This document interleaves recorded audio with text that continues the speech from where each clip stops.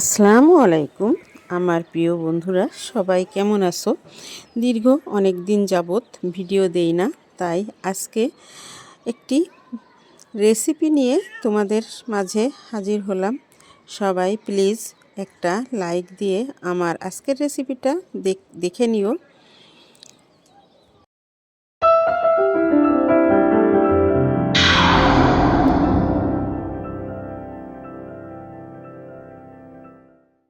বন্ধুরা, আমি আজকে একটি ডিমের রেসিপি তৈরি করব।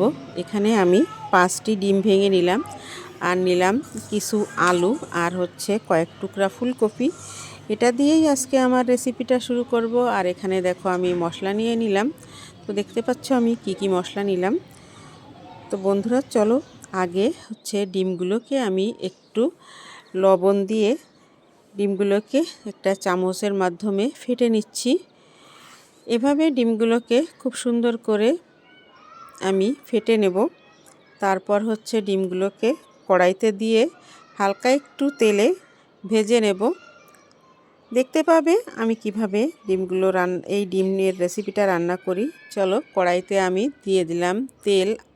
সামান্য কিন্তু তেল দিতে হবে, বেশি তেল দিলে কিন্তু ডিমটা চতুর্দিকে ছড়িয়ে পড়বে না।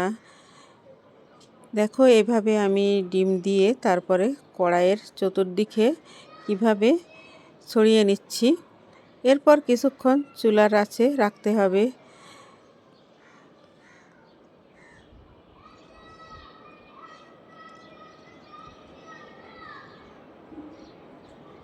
এবার হচ্ছে খুন্তির মাধ্যমে এই ডিম এক পাশ থেকে উল্টে উল্টে নিতে হবে। দেখো ডিমটা একটু ভাজ হয়ে গেল, সেটাকে আমি ঠিক করে দিলাম।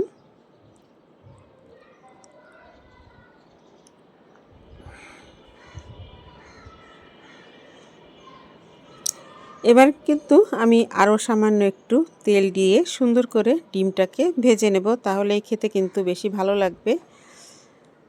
এপিট ওপিট করে দুই পিঠ একটু লালচে করে ভেজে নেব। তারপর এই ডিমটা আমি তুলে রাখব। এভাবে ডিম ভেজে ফুলকপি আলু বা শুধু আলু বেগুন দিয়ে রান্না করলে, একটু হালকা ঝোল রেখে রান্না করলেও মজা লাগে, আবার একেবারে গামাখা করে রান্না করলেও সেটাও কিন্তু খেতে খুব ভালো লাগে। তো দেখো আমার প্রথম যে ডিম ভাজাটা আমি তুলে নিলাম। আবারও আমি ওই একইভাবে সবটুকু ডিমের গোলা এভাবে ভেজে নেব, হালকা হালকা করে তেল দিয়ে। তারপরে তোমরা আমার সঙ্গে থাকো আর দেখতে থাকো। ডিম ভাজা হয়ে গেলে ওই কড়াইতে আমি ফুলকপি আলুটাকেও ভেজে নেব।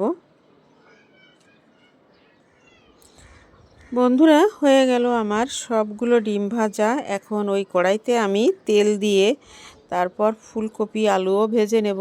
খুব সুন্দর করে ফুলকপি আলুগুলোকে ভেজে নেব, একটু লবণ দিয়ে, একটু সামান্য হলুদ দিয়ে। হলুদটা দিলেও চলে, না দিলেও চলে।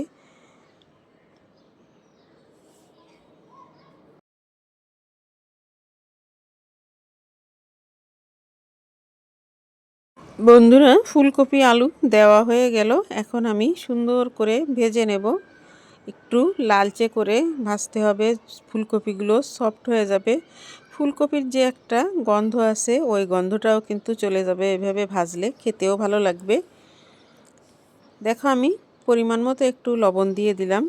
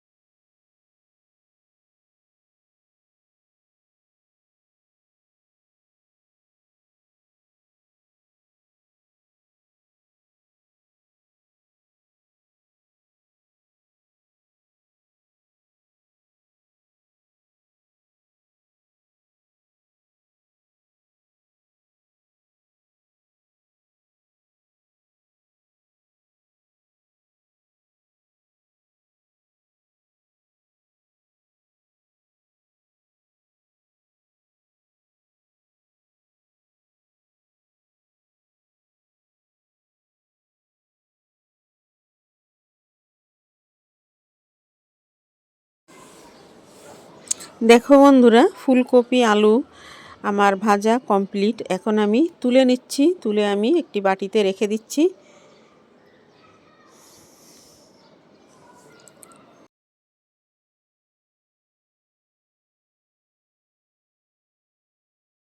বন্ধুরা, ফুলকপি আলু তুলে নিয়ে কড়াইতে আবারও আমি পরিমাণ মতো তেল দিয়ে তাতে আমি দিয়ে দিলাম পেঁয়াজ কুচি। পেঁয়াজ কুচিগুলো একটু লালচে বাদামি করে ভেজে নেব। দেখো আমার পেঁয়াজ কুচিগুলো ভাজা হয়ে গেছে। এখন আমি একে একে মশলাগুলো দিয়ে দিচ্ছি। দিয়ে দিলাম জিরা বাটা, এরপর আরও একটু জিরা বাটা দিলাম, এরপরে রসুন বাটা, আদা বাটা, শুকনো মরিচের গুঁড়া সব কিছু দিয়ে তারপরে মশলাটাকে সুন্দর করে কষিয়ে নিতে হবে। যতটা সম্ভব সুন্দর করে কষিয়ে নেব, আর সামান্য একটু পানি দিয়ে দেব সঙ্গে, তাহলে মশলাটা পুড়ে যাবে না, ভালো করে কষানো হবে। এরপর আমি দিয়ে দেব হলুদ আর লবণ দিয়ে তারপর আবারও কিন্তু মশলাটাকে আমি কষিয়ে নেব। তো যেহেতু আমার ফুলকপি আলু ভাজার সময় লবণ কিছুটা দেওয়া আছে, তাই খুব বেশি লবণ দেব না, পরে চেখে দেখে তারপরে দেওয়া যাবে। এখন মশলাটাকে সুন্দর করে কষিয়ে নেব, সঙ্গে থাকো আর দেখো।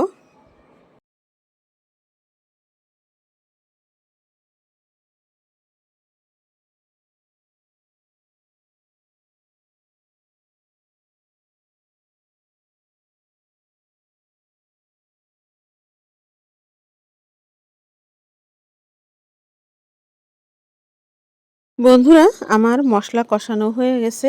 এখন আমি এই মশলার ভিতরে ভেজে রাখা ফুলকপি আলু দিয়ে দিলাম। দিয়ে আবারও কিন্তু আমি বেশ কিছুক্ষণ খুব সুন্দর করে কষিয়ে নেব। কষিয়ে নেওয়ার পরে এখানে আমি পরিমাণ মতো ঝোলের জন্য পানি দিয়ে দেব। তো দেখো আমি রান্নাটা করি, তোমরা আমার সঙ্গে থাকো।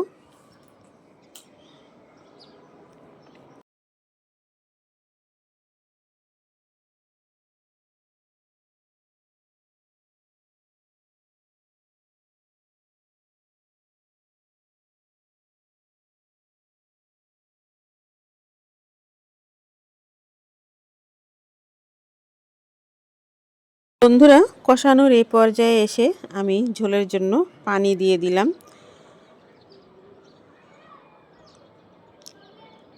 পরিমাণ মতো ঝোলের পানি দিয়ে তারপর মশলার সঙ্গে ফুলকপির সঙ্গে সুন্দর করে ঝোলের সাথে মিশিয়ে দেব। তারপরে মিশিয়ে নেওয়ার পরে ঢাকা দিয়ে দেব যতক্ষণ না ফুটে ওঠে।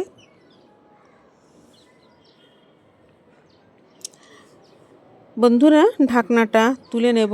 দেখো তরকারির ঝোলটা কিন্তু ফুটে উঠছে। এখন যে ভেজে রাখছিলাম যে ডিমগুলো, এগুলোকে পিস পিস করে কেটে ঝোলের উপরে দিয়ে দেব। দিয়ে আবারও কিন্তু ঢাকা দিয়ে দেব।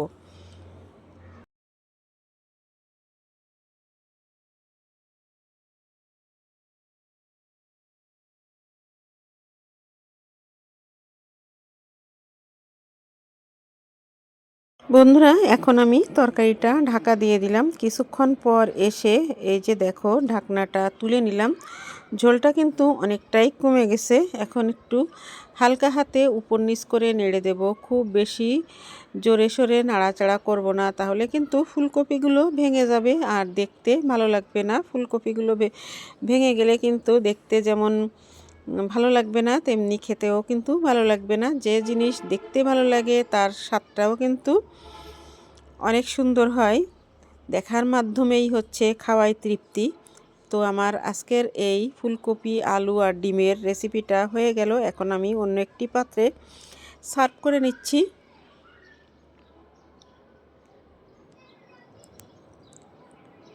হয়ে গেল আমার সার্ভ করা। এখন আমি একটু তরকারিটা এক জায়গায় করে নিচ্ছি। বন্ধুরা, কেমন লাগলো আজকের আমার এই ডিম আলু আর ফুলকপির ঝোল বলো বা রসা বলো, কমেন্টের মাধ্যমে জানাবে। আর যদি তোমাদের কাছে এই রেসিপিটা ভালো লাগে তাহলে কিন্তু একবার টেস্ট করে দেখো। আজকের মতো বিদায় নিচ্ছি। আল্লাহ হাফেজ, আসসালামু আলাইকুম।